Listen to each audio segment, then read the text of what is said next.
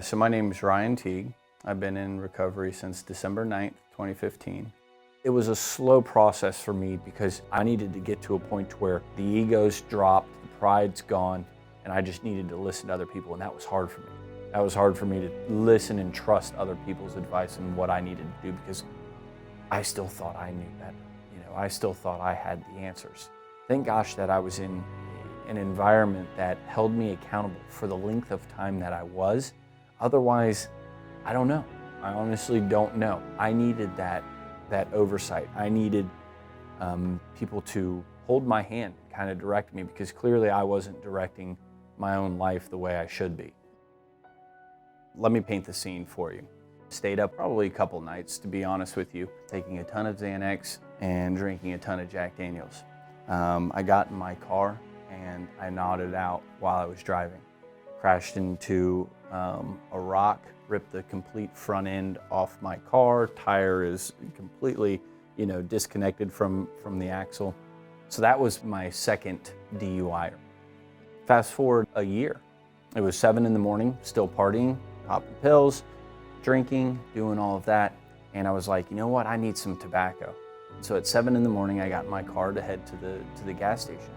And sure enough, I am probably literally a couple hundred yards from my parents' house, going through their neighborhood, little shortcut that I thought would be safe.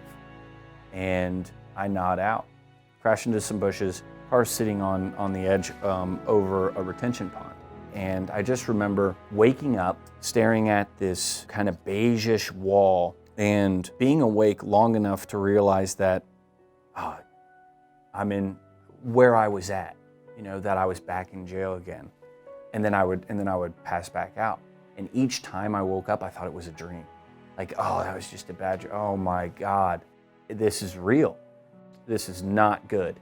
I was emotionally and spiritually drained from my active use. The way I was living, it wasn't good. It was awful. It was awful. I had run out of answers. I had run out of excuses.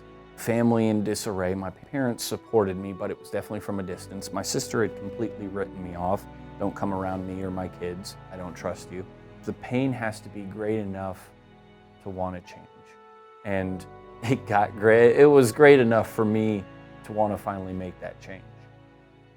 I think back to the pain, the misery, the jail, the craziness that's just all intertwined in active addiction. I know what's waiting for me. I know the consequences of my addiction.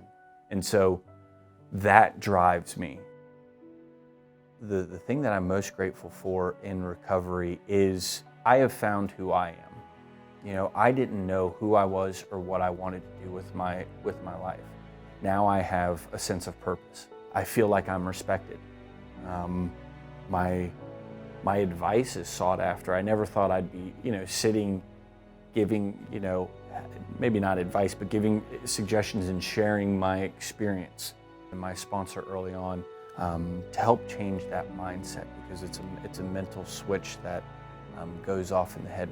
He would have me do a gratitude list of 10 things that I was grateful for every day, to start kind of changing the way I viewed life, to focus more on the positive than the negative, because there's always going to be something that I can find negative in my life. But if I'm choosing to focus and spend more time in the positive, I'm not feeling yucky or a type of way about it and then looking for that external force to change the internal me.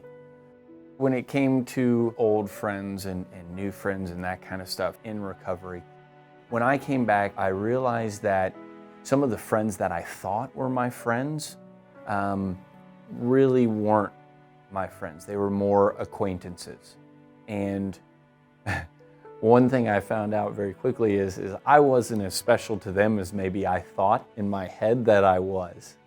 I made a very strong, very firm decision to, if you're not supportive of what I'm doing, then maybe right now we don't need to hang out, because I'm in recovery and I'm the one that's in, could be at jeopardy here, I need to set those healthy boundaries. I need to kind of draw a line in the sand and make sure that I'm protecting myself for sobriety. I heard in a fellowship that, that person will get me drunk a lot quicker than I'll get them sober. So I need to be very careful with how much I'm exposing myself to. I needed to have people surrounding me that respected or knew what I was doing in my life. What I was doing in my life was, this is for me. So family life now in recovery is wonderful. It really is. It's great. I mean, my mom and dad actively, offer to watch my puppy if I'm working. Like they're involved in my life.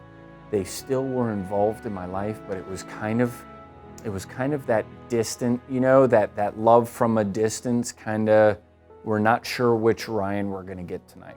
With my sister, it's gone from don't come around me or my kids, I don't trust you, to, hey, we've got football games on Friday night. We've got soccer in the morning for your niece. Then the boys have 3 hours of flag football, to Sunday, another nephew has basketball, and it didn't used to be that way.